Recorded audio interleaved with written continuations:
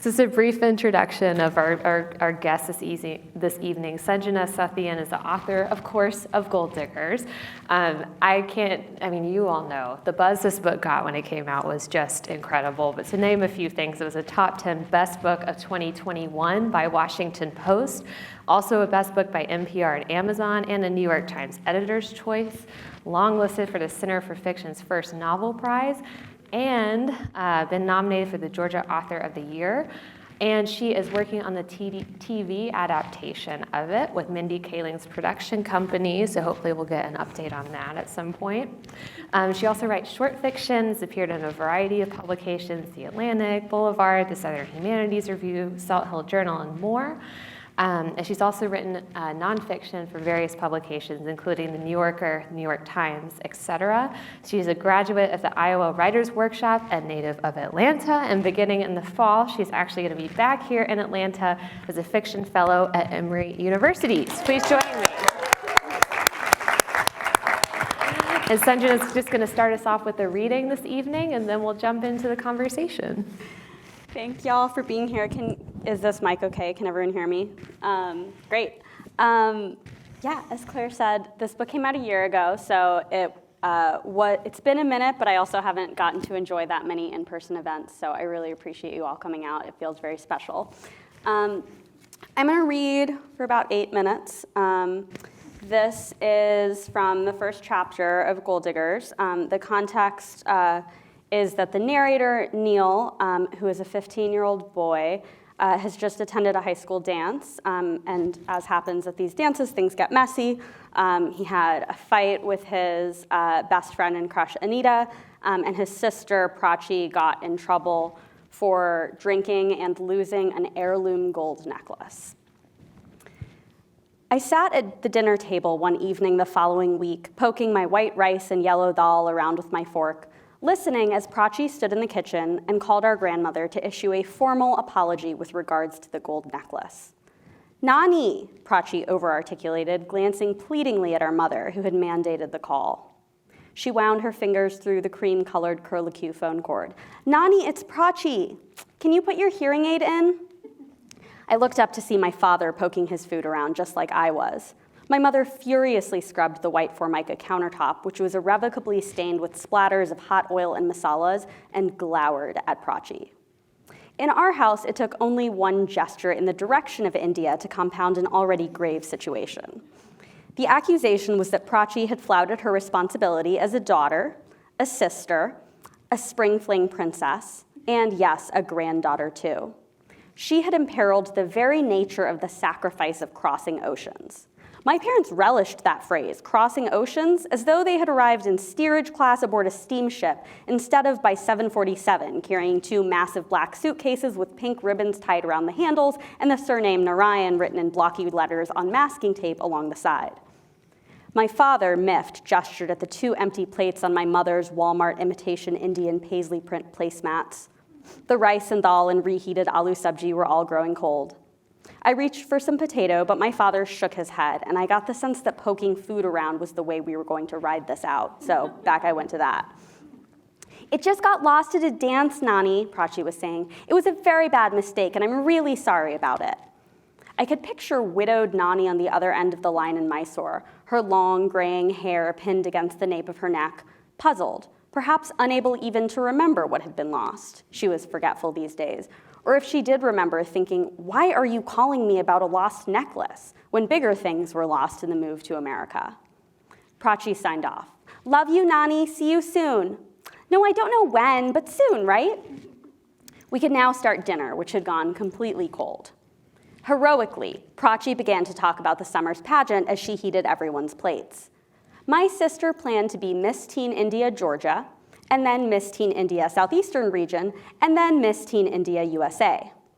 Prachi truly believed she was on her way to solving the riddle at the heart of the MTI. What does it mean to be both Indian and, American? One more shot at the tiara and she'd have the answer at last. She would communicate all this and what it signified thematically and emotionally on the Duke application she was to spend the summer filling out. "Who's Miss Teen India, India?" I inquired. She glared. "The point is to empower Indian girls in America. Incidentally, your girlfriend's going in for it too. My parents' eyebrows furrowed. They could not comprehend the utter impossibility of Prachi's accusation that I, at 5'5", as brown as me, could have a girlfriend. Who? I said, my fists tightened around my fork.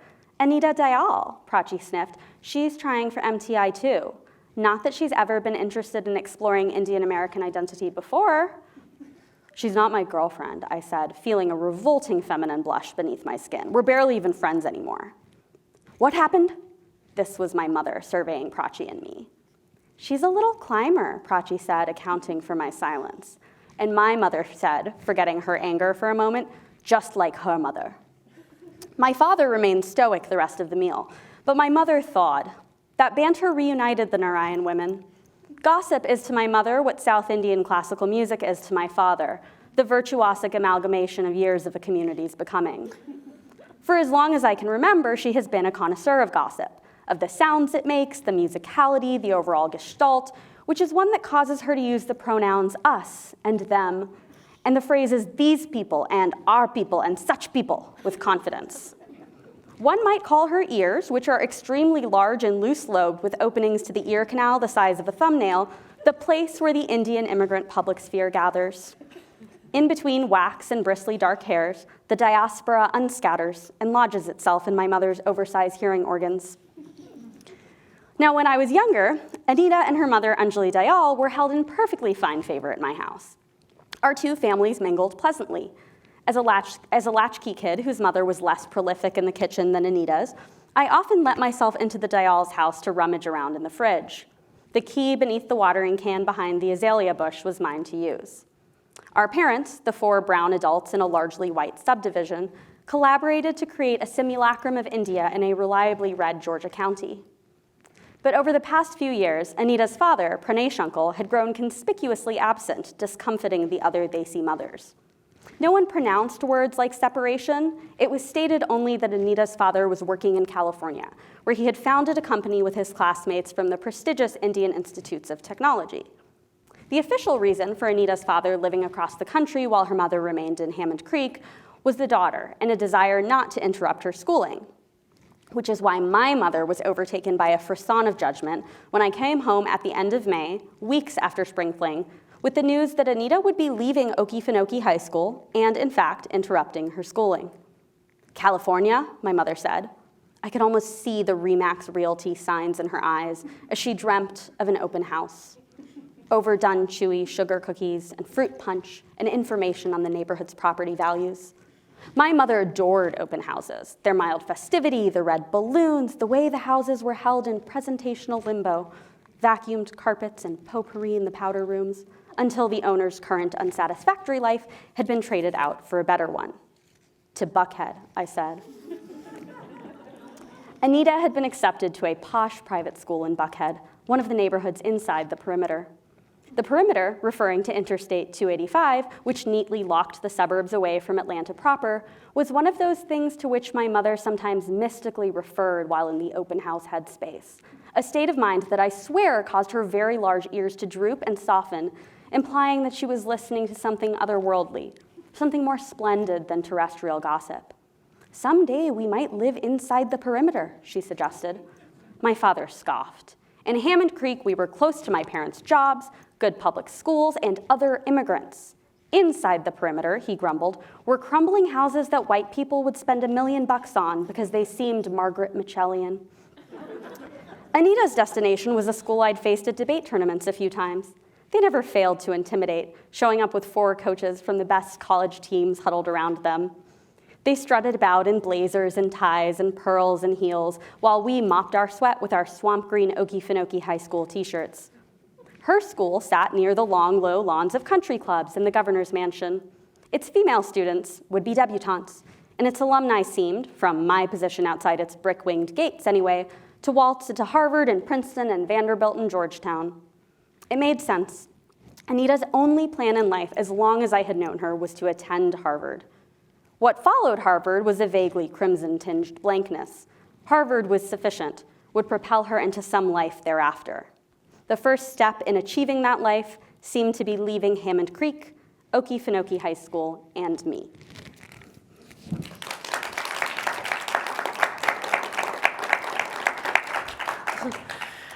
Thank you so much for that. I'm not going to lie, the first time I read this book, I immediately pulled out Google Maps. I'm like, where's Hammond Creek? Because that sounds exactly like something that I should have known about. But then I figured out it was fictional, but obviously very much based on real life. Yes, yeah.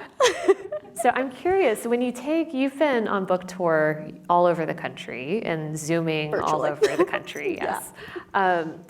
When you talk about Atlanta and Georgia and that, what kind of response do you get? Like, do people understand kind of what's going on down here? Do they laugh the same way this audience did when we talked about Buckhead? I'm just curious what their perception is. This is probably the best audience for that section. I think there is a lot of curiosity about Georgia, in part because of politics, and all of a sudden people were like, oh, we care about the state.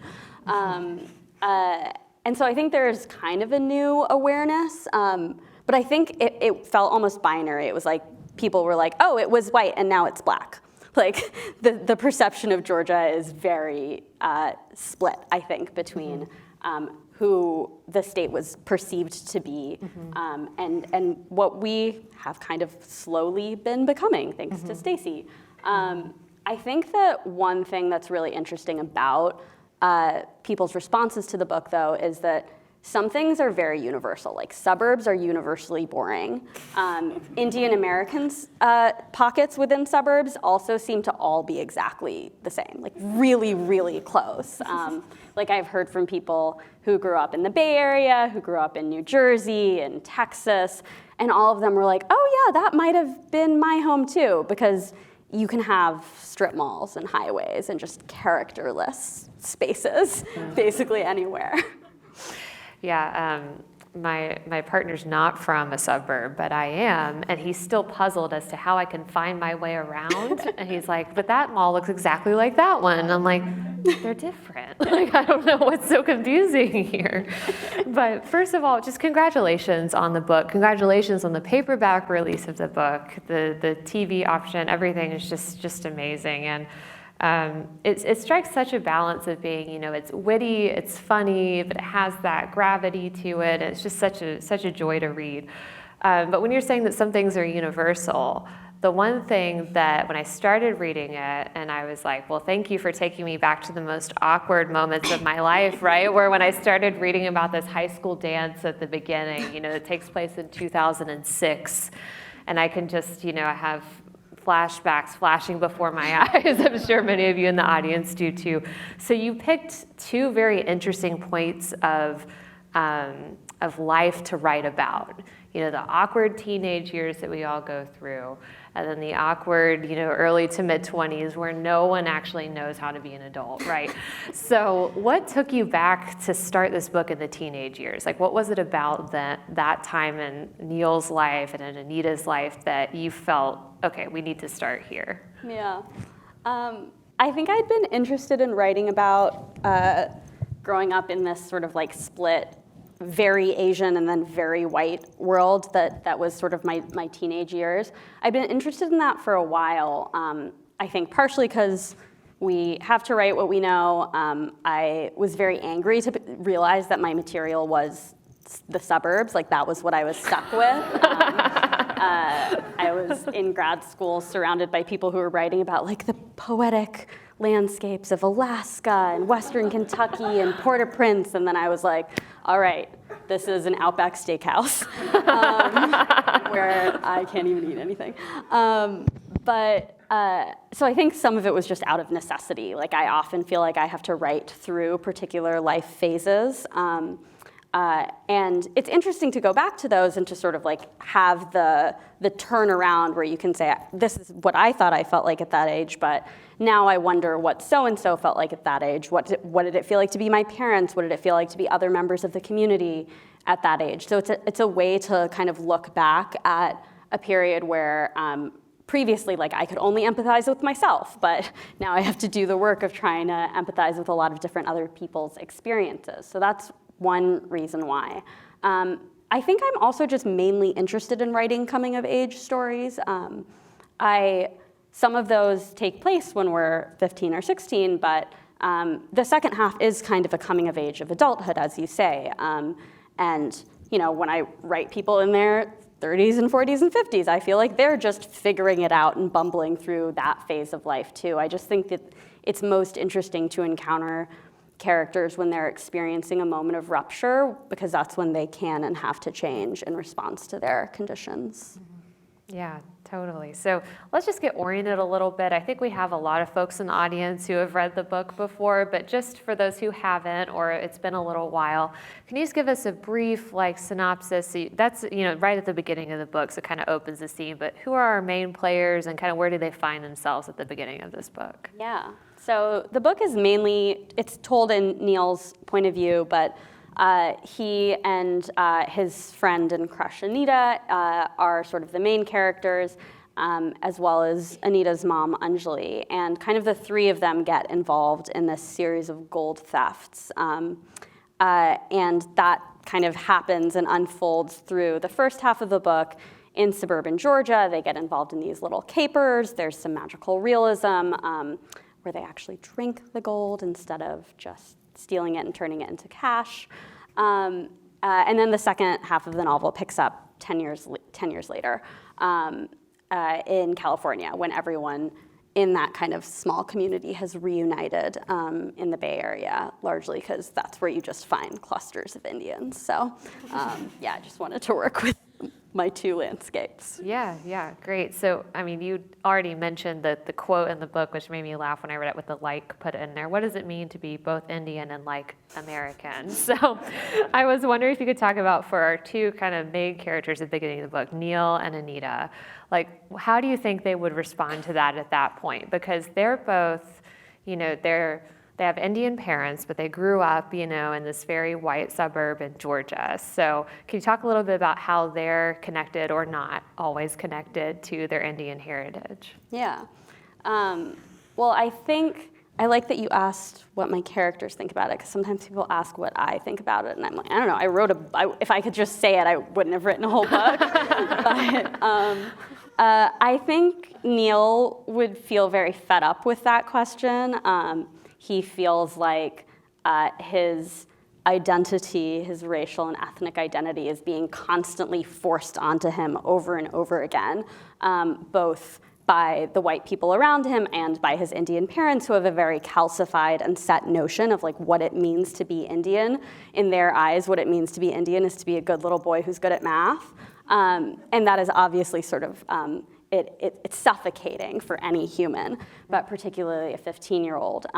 Neil has a sort of changed relationship with that over the course of the book, in part because he starts studying history and he learns more about the sort of textured history and experiences of South Asians in the US, and he realizes that we've sort of been told and been selling ourselves a lie about what our ethnic identity is in America. So his relationship with that question changes over time. Anita, I think at the start of the book, would give you whatever answer would get her into Harvard, which would be, I don't know, something like, it's so hard to carry the burden of my parents' past and be a full person in America, which is true, but there's this breathiness that I think that we were told to talk that way about our identity. I think I wrote a full draft of a college essay that was like that, and really awful writing, because it's a very pre-scripted idea of what it means to be quote unquote hyphenated.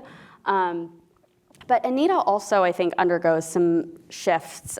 She kind of just starts to feel less concerned about that later in the book. Moving to the Bay Area can have that effect. There are kind of so many of you running around that you can sort of forget about some aspects of your own difference for blips of time in the day. But I think she ends up having a reckoning with what the sort of calcified identity she's been given, what are the moral consequences of it? What happens when one community has sort of in some ways conspired to tell an entire generation, this is who we are, we're hard workers, we're the model minorities, we're here to give you a better life, and we have a very specific idea of what that better life is. She starts to rebel against that, and to realize at first that it's just not fulfilling, and then later to have kind of a more intense feeling of needing to reject it. But they're definitely battling with this through the whole book. Mm-hmm. And at very formative ages. I mean, I know you said earlier when you're writing different characters, in some ways we're all in formative ages, right? But I feel like in particularly moments in time when you're really starting to find out what your identity is and what are the things you're actually interested in. Is it the same thing your parents want for you, or is it something that you want for yourself? So speaking of Neil's parents, I love that you read that passage because the crossing the oceans thing really made me laugh. It's like, okay, yes, they literally did cross oceans, but it was on, an airplane. He has that kind of snark about it when you talk about it. And there's another moment where Neil makes the mistake of saying that his father works in a grocery store, mm-hmm. right? And his mother is like, absolutely not. He is a pharmacist. You will never say that again because he's a pharmacist in a grocery store, right? So a theme throughout the book, of course, is that striver mentality of immigrants coming into the United States and feeling that need, to seize the opportunity and to excel and all the things that you said. And I love Neil's mother in particular because she has this kind of weird tension with America, right? Where she, on the one hand, wants to live, the quote-unquote American dream, and claim this great future for her children. But on the other hand, she judges Americans a lot, right? She clearly thinks we have this figured out, and those people need to, get with the program here. So you can talk a little bit about that tension that they experience, of that, simultaneous conception of the American dream for the older folks in the book, but then that other thing of wanting to hold on to that Indian way of what they define as an Indian way of doing things. Yeah. It's interesting because I think Neil's mom, like most of us, would have had a bunch of those rants ready to go if she'd stayed in India too. They would have been like, those North Indians, they're really, my mother has a whole set of rants about every geography of India. So if you're a judgmental person, you find your targets. But I think particularly for a lot of immigrants, there can be just this shock of, we came here for this reason and we want to take advantage of it, but there are infinite challenges that come with having made that change. And I'm not a parent, I can't imagine how hard it is to constantly be inundated with a culture that you maybe don't understand and also maybe have some problems with. But I think that it's interesting as a source of comedy. I think I grew up reading a lot of literature that focused on the nostalgia of the first generation for the old country. And I think that's a legitimate experience. I also think that there are comedies of errors that happen as a result of that. And I read a book in grad school called The Buddha of Suburbia by Hanif Qureshi, which is a British comic coming of age story, where the narrator kind of just goes at that nostalgia. He says his dad becomes sort of such a curator of his Indianness that he pretends to be a guru, he starts wearing all white and pretending to be a meditation guru even though he's Muslim, and he's like, I'm a Buddhist, I'm gonna be the Buddha of Suburbia. And it's a hilarious story because it lampoons what happens when you are nostalgic. Nostalgia can make you clown your own identity. I think this happens to all of us, regardless of whether we're immigrants or not. But when we're embattled and we feel like we have to re-articulate ourselves really hard, we can sometimes end up saying something that we maybe don't stand by. If you've ever been in an argument with someone, you are feeling oppositional, and you're like, I said that thing and I really don't believe it, but now I'm just stuck. I think that's the experience of a lot of first-generation immigrants, a lot of second-generation immigrants. Or children of immigrants. I think that you can end up in this funny tension where you're neither here nor there. But if you're judgmental, you judge both here and there. And I think that's a funny tension. Yeah, she's a great character. She makes me laugh every single time throughout the book. So let's get to the title of the book. Let's talk about gold. So as we mentioned, they make an elixir, a lemonade, is what you call it, of gold. But okay, Why gold, and what gave you the just amazing original idea that is to have a magical realism base for this story? And can you just talk a little bit about, why did you choose gold to articulate this story, and then the characters, what it does for them? Yeah. So people who are from Atlanta, you may or may not remember this, but at some point in the early 2000s, there was this spate of gold thefts around the Atlanta suburbs, and this seems to have happened in a bunch of suburbs around the US. It happened in California and Texas and New Jersey, basically wherever there were like collectives of Indian people, there is gold, and it was easy to access, it was easy to steal. In part because I guess people just don't secure their stuff very well, or they don't have safes. Like, it seems like a lot of people just like left it in like a suitcase in the guest bedroom, kind of like hid under the bed. I heard a story of this auntie I knew who used to hide hers in these like little Godiva chocolate wrappers in the pantry. So like if you hide it, sometimes it's in like a sort of weird or inconvenient place.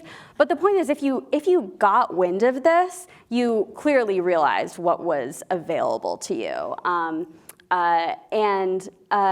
So someone figured it out, and my mom loves like a good mafia story, and she was always like, it's not some outsiders, it's people in the community. There's an organized crime ring. And I was like, what, some auntie is like hiking up her sari, running up the stairs and like rummaging under the bed? Like, no. But also maybe, and I thought that was like a really funny, interesting way to start. I think a lot of like fun stories come from that what if. And so I had that idea, I had to sort of back my way into it. And in backfilling it, I came up with these characters in this world and ended up finding a way into writing about the suburbs that I had been sort of circling around for a long time. As for the magic, I honestly don't have a great answer for why I don't have like a dignified answer for why I chose magic, because I think sometimes we choose magic because it's more fun. I write realism and non-realism, but I think non-realism gives us a way to estrange the familiar and lets us see it anew. It also kind of, if you want to have something that's really sentimental, adding a little bit of magic adds a wrinkle, makes it not too saccharine. It lets you just see the familiar in new ways. And I think I realized I also just didn't want to write like a crime novel. I started thinking about this gold theft thing, and I was like, am I gonna have to learn how people launder money? Like, I really don't want to do that. And so then I just took a couple of long walks and was like, okay, these are people who have money for the most part. Lots of people want more, but what are they interested in? Like, what would they want to steal? And the thing I came up with pretty quickly was ambition. We would like cannibalize each other. And so I just settled on that. Mm-hmm. It's like, what is the thing that you can't buy? Mm-hmm. And it is that. And Anita and Neil approach the lemonade in two very different ways, right? Anita is so focused, she has her goal. Yeah. She doesn't really know what's beyond it, Yeah. but she's got, Harvard with a capital H. She described the shrine in her room. And you have Neil, who's like, well, I want to be good at something, right? So I guess debating, that's what I can be good at if I had this lemonade, which I think is just hilarious. But you talk about how like those two approaches and this like fuel that the lemonade gives, like, turns out differently when you have those two things. Yeah, they both discover greed in new ways. And they both, at some point, I don't think it's too much of a spoiler to say that they run out. They don't always have this magical potion, because otherwise this book wouldn't be 300 pages long. You've got to have some conflict. So when they're off the lemonade, Anita experiences this sort of like lack of purpose. She realizes that she's had ambition her whole life, but she didn't know what it was for. Neil discovers that he's just a burnout who does a lot of drugs and just doesn't know how to cope. And I feel like I've seen both of these in real life. I saw them a lot when hyper motivated people I went to high school with, people I was friends with in the national debate community. We were all like so hyped up on our just adrenaline of being high-achieving kids that once we got somewhere, we just had no idea what to do with ourselves. And then I think we see it in adulthood often. People get that promotion. I mean, it's trite to say, but they get the promotion, they get more money, and they still don't know what to do with themselves. And I think that emptiness is what the two of them have in common once they get on the gold, once they discover what ambition feels like. It's really fun for a while. And then this thing is addictive. It has, it can get you hooked. That's not always a good thing. So. Mm-hmm. So without spoiling too much, something very bad happens. And then we fast forward 10 years in the life of both of these characters. And I mean, you mentioned it, but Anita, she quits college for a little bit because of mental health struggles. She ends up going to Stanford, not Harvard, but still faces, that crushing weight of being at this high achieving place where everyone else is also that high achieving, right? And there's just all that constant pressure. And she just, Neil and her lose touch, but he finds a video of her speaking to, you have to remind me, is it the National Miss Teen India? Yeah, I think so. I wrote it a while ago. Yeah, something like that, which she wins, by the way. She figured out how to describe what it was like to be both like Indian and American, apparently. So she won that, and so they invited her back to come speak to it, and she kind of takes the mic and goes way off script. I love this part in the book, and she's very straightforward about her struggles with mental health, which is taboo in a lot of communities, but she specifically leans into the fact that it's taboo amongst the community in which she grew up. And there's just this really great quote later. She says, when Neil asks her about that speech, she says, "You'd wonder if I belonged in the community, let alone represented it." So I was wondering if you could talk a little bit about what it means to belong, and then how in the heck does someone even represent a whole community, right? Because that's a lot of people, and what does that look like, and what does that pressure do to particularly young people that often get that weight put on them? Yeah. It's funny, I hear that line very differently now that I've been on tour for a year, and I have spoken about the book to rooms that are only full of Indian Americans, and been like, you guys wouldn't like this if it weren't bound, if it didn't have a nice hardback spine, because I think when I was younger, I was not celebrated for wanting to be an artist. So I think I feel that way of being like, did I even belong? And now I sort of get the hashtag representation matters. So it's just an interesting, complicated dynamic always. I don't think, of course, that you can represent an entire community, but I have always been interested in books that try to say something about a collective. Zadie Smith is probably one of the writers who has influenced me the most, and a lot of her work is about whether or not there is such thing as a we, whether that we is possible, if for her that we is who is it? She often says it's people who are multiplicitous, biracial, people who come from multiple countries. And I think that was one of the challenges of trying to write Anita's story in particular, because she literally tries to represent her community on stage at a pageant, and pageantry is such a ridiculous way to try to express identity. And I think she runs into sort of the same, in the book, it's almost metafiction, she runs into the same problem that I ran into, which is if you try to make your community look good, which was that's the whole goal of the sort of Indian American pageant, you can't tell the truth, because no, you're not there to do PR for the community. And so then you end up having to tell hard truths which are unpopular. And that is the challenge of representation, I think, is how to access the fullness of it without feeling like you have to be the champion of it. Mm-hmm. Yeah. About midway through the book, Neil revisits a connection he made briefly while he was being coached into a debate. What was the term for the secondary person in the debate? I don't remember, but Wendy's co-partner, basically. Oh, yeah, partner, yeah. Yeah, so she kept him on a very strict schedule, and he would often get distracted by an older gentleman who was at the library, and makes this great connection. And one day, this kind of wise old man just disappears, right? But there's a quote that Neil says. He says that turns out Ramesh uncle was right. We live alongside the past. It's our neighbor. We bump into it in the checkout line, at the laundromat, and on the street. And kind of I saw three things in this book, and it was, you talked about the nostalgia that you see from some characters. You talk about the past, but then Neil is very much haunted, right, by what happened to him and what he sees as his responsibility and his struggles to find the right way to atone for that. So can you just explore how those three things kind of intermix in this book a little bit? The nostalgia, the actual past, but then that being haunted by it as well. That's a really nice reading. A+. Thank you.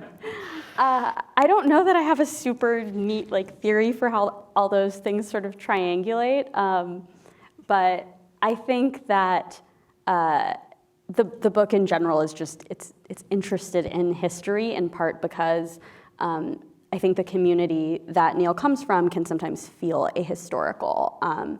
I did an event with the writer Karan Mahajan, who is Indian, as the kids in my book would say. Grew up in Delhi, now lives in the US, and he read the book and he was like, it's interesting that the book involves South Asian history, because I came to the US and felt like all you Indian Americans were completely devoid of history. You thought history started in the 90s, which I think is true of a lot of young people. But I think the lack of feeling the past, sometimes often having a slim connection to your ancestors, even your grandparents. Some people could speak to their grandparents in their mother tongue, or the grandparents spoke good enough English as my grandparents did, but there was still I always felt like it was really hard to fully connect, because there was just so much about our experiences that was hugely different. And I think knowing that other people can have a relationship with their recent past, and then more broadly, other people have a relationship with history that is, they feel unburdened by it. Either they hear their voices in the past, it's really easy to look back and find people who look like them, or their past isn't full of horrors. And what Neil encounters is that he becomes a historian, and he discovers that it's almost impossible to sort of authentically hear the Asian American past. It doesn't whisper at him at all times, because it's so marginal, which is the experience of so many communities in America and in the world, that if you weren't given sort of pride of place, there are fewer records. You studied history, the archives are worse. My boyfriend studies Chinese history and had to spend a bunch of time in the archives in the UK. And I was like, they didn't even colonize China. Why do they have the archives? It's just, they just got everything. They just put their little grubby hands everywhere.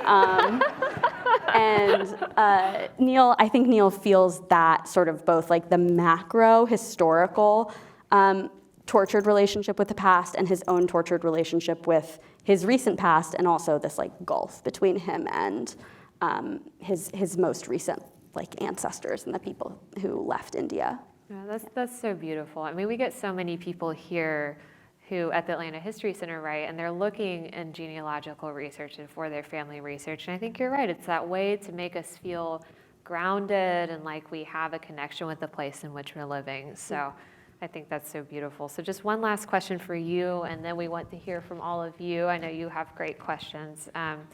But just, you've had some time now to, connect with readers, even via Zoom, to reflect on the book. What has been your greatest learning as a human, just as a human being, and as a writer from embarking on this journey? What a lovely question. I think, what have I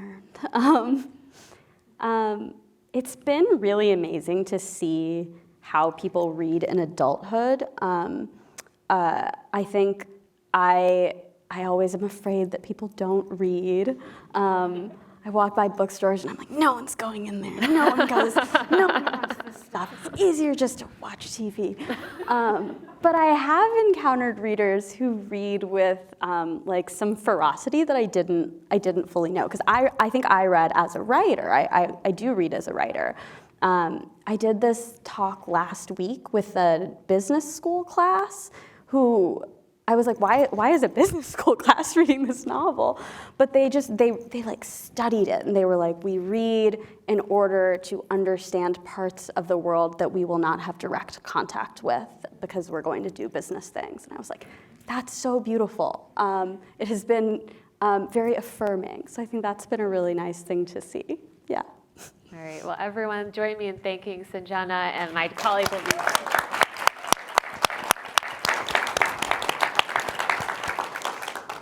If you have a question, just give a little wave, and Jen will be squiring our microphone around. So Test.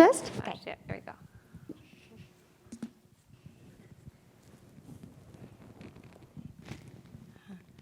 go. Sanjena, thank you so much for being here. My name is Jamila Hall. I'm in class of 2000 Soros Fellow. Oh, hey. And we're so proud of you. For those of you who are not familiar with the Paul and Daisy Soros Fellowship for New Americans, in 2019, Sanjena was one of 30 students who were selected throughout the country. I'm class of 2000, and so obviously it's gotten much better. But as a fellow New American, one thing I noticed when I was reading your book, and I just so enjoyed the journey, is how did you deal with the fear of pulling back the layers, of exposing what it is that new Americans, children of immigrants, are dealing with as they're growing up, coming of age in the U.S.? I think that's one of the things I noted about the book, and I wondered how your experience was in writing it. Yeah. I think it was partially helpful that I knew very little about publishing when I was writing. I just, I didn't know how the book would be read by agents or editors or the sort of machine that is largely white. And so I knew that more white people in general buy books. That I knew vaguely that publishing still caters to the sort of white gaze, but it wasn't as visceral a knowledge as I have now. So I think I was, in a way, able to mostly write for myself and to sort of think about the story that I felt like I had to tell. It helped that I was in Iowa, which was it felt very far away from the world I knew. But I knew that there are a lot of conversations. I think every generation, every community has this conversation when they make art, is what do we show to the outside world? What if we make ourselves look bad? And it's a conversation that writers like Toni Morrison and James Baldwin and Viet Thanh Nguyen and Philip Roth have all grappled with their much larger, more talented, bigger brains than mine. And they all kind of come to the same conclusion, which is that you just can't make the thing if you don't try to tell the truth. And it's really uncomfortable sometimes. It has resulted sometimes in questions at events where I'm like, oh, wow, I wish you hadn't read it, because now you think that we're all X. But it would be worse to stop writing because of that person than, I would rather reach the person who does read it and say, I recognize something. This helps me think about ambition differently. This helps me think about X differently. So Viet Thanh Nguyen says, you have to write like you're in the majority because they have that privilege. Anyone else?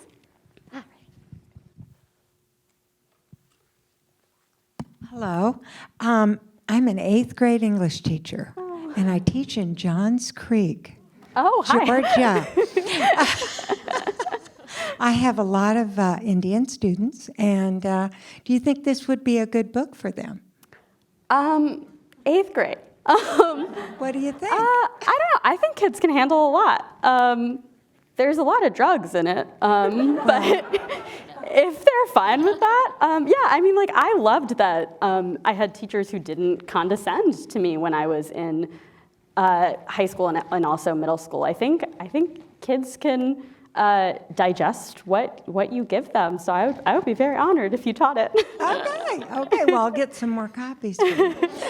One other question I wanted to ask you. Do you think over time, in subsequent generations, that your Indian heritage will not be as strong, the traditions? What do you feel about that? I think diaspora is interesting because diaspora always evolves, and we don't really know how diasporas evolve until they do. But the South Asian diaspora in the UK is a little bit older than the American South Asian diaspora, and it's a little bit of a different class makeup, so it's not totally fair to compare. But every time I go to London, I love being in like South Asian London. The food is great, the style is amazing. It's changed. I think it has changed in a way that is like exciting and dynamic and better. I'm not really interested in sort of anything that feels like purity or a desire to maintain or preserve the past. I profiled the founder of an Indian dating app at one point who was like, I do this because I don't want us to be diluted. And I was like, that weirds me out. I think that seems a little eugenics-y. I think that we should be excited about change because things can evolve in really beautiful ways. What I'm left with, that's sticking with me is the Shruti part, the poignancy of that whole part of your plot, which feels to me very serious and adds an extra dimension to the book that I really enjoyed. Thank you. Thank you. Hi. This is my high school English teacher. No, I can't tell you how much she taught me, and she's still teaching. I am going to refer back to high school because I think it's really interesting, your reading life. That's something I know a lot about you. And one of the things I remember is how much I think you loved, but also thought about The Great Gatsby, which is such a classic. Is everybody laughing? Because it's a classic American novel. But is it really? Yeah. Looking back on your reading of that, and you probably read it and thought about it over the past years, even after high school. Where are you now in your thinking about a novel like that? Yeah, it's almost hard to separate, particularly Gatsby, from it. Like it's so deeply in my bones, more than a lot of books. And I think it's in a lot of people's like bones and sinew because it is sold as the great American novel. It is a perfect book. I think there are a tiny handful of books that are perfect. I think most of them are under 200 pages. And I'm too much of a maximalist to ever try to write something like that. But I don't know. I think I had an agent who read this book in slightly earlier manuscript form, and she was like, your book is about the unkillable weed of the Gatsby dream. And I was like, wow, that's fascinating. And okay, it's an interesting interpretation. I remember sort of reading for capital S symbol a lot in high school because I thought it made me smart. I'm like, oh, what does the green light mean? Does it stand for money? And in retrospect, I just think it's an amazing love story. I think it's a beautiful love story about like what a very individual relationship can do to transform you and to lead to your desire for change. I think I have a more character reading of it now. which is helpful from a writing perspective, because if you think of things as grounded in character, then you can do it, because you know humans. You don't have to like top Fitzgerald's prose. You don't have to come up with something that is like a central metaphor for thinking about desire for transformation in America. You just tell a really good story, and it happens to be a love story, and maybe people can read something larger into it. So for 8th graders reading Gold Diggers, when they grow up, they'll read it very differently.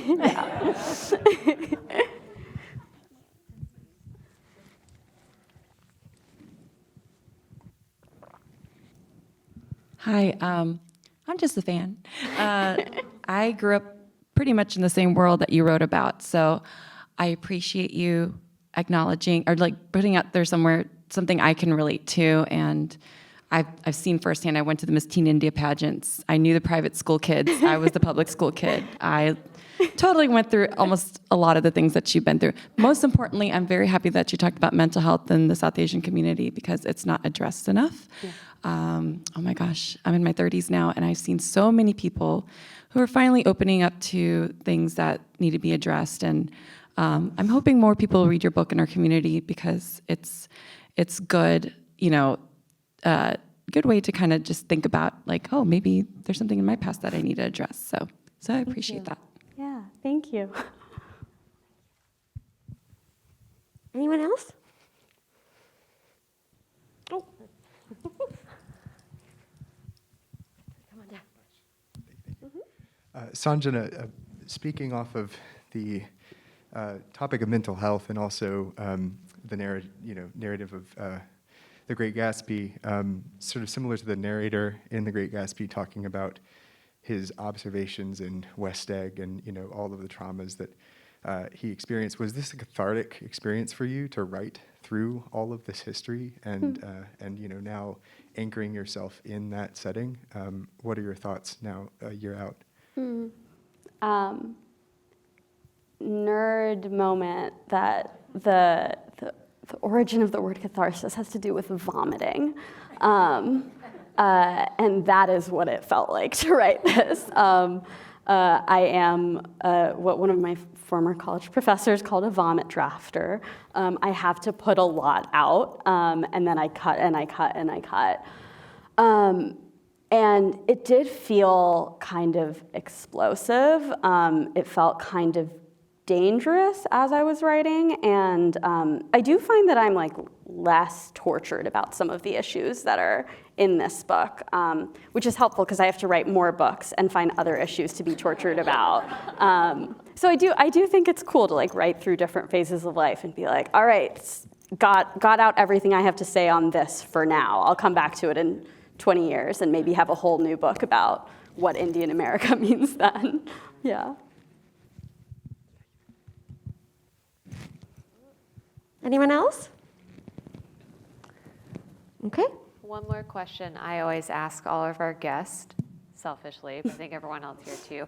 What are you reading right now, and what should we add to our list? I just finished. I'm not hip at all. I'm always like somewhere between 5 and 40 years late to books. There's a lot of good books in the past 5 or 40 years. So. I just read The Counterlife, which is one of Philip Roth's lesser-known books, and it is my favorite of one of my favorite authors. I'm starting a book that I got a galley of that comes out on May 5th, I think, called The Immortal King Rao by Valhini Vara. That promises to be like an incredible story. She is also Indian American. She is Dalit, which is sort of thought of as the low caste. But she tells this, I think, like fascinating story of resistance, but it's very funny, and there's apparently some techno-futurism thing about this man trying to live forever. I've just started it. Other books to have on your radar for the year. All This Could Be Different by Sarah Thunga Matthews is coming out in August. It's a beautiful coming-of-age story about millennials.